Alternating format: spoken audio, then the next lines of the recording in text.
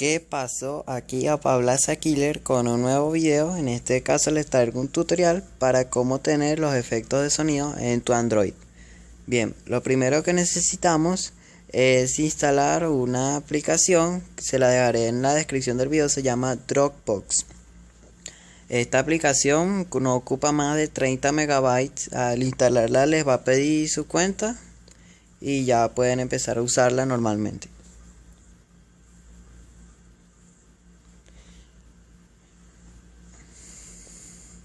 Bueno, esperamos. La otra aplicación que necesitan instalar, esta también se la dejaré en la descripción del video, se llama Instant Buttons. Esta aplicación, si no ocupa muchos megas, ahí la tenemos. Ya no sé si alguno de ustedes la habrá usado. Y esta es más sencilla, solamente necesitamos instalarla y aquí estamos.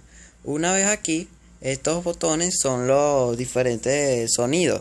Lo que necesitamos hacer es dejar presionado en cualquiera de ellos y nos saldrá una ventana como esta. Al salir esto, pisamos en enviar a y con la aplicación de Dropbox nos saldrá esta ventanita. Le damos y pisamos abajito donde dice añadir. La podemos poner en cualquier carpeta y pisamos añadir.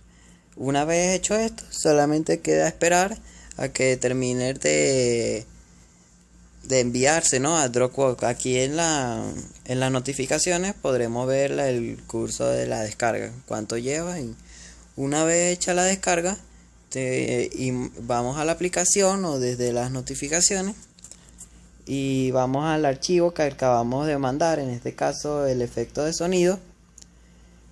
Lo presionamos, le damos ahí a los punticos donde dice más y pisamos guardar en dispositivo.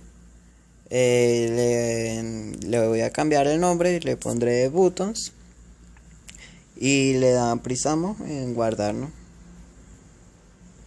Esto se guardará en las músicas. Bueno chicos, esto ha sido todo, espero les haya gustado, den like, bye bye.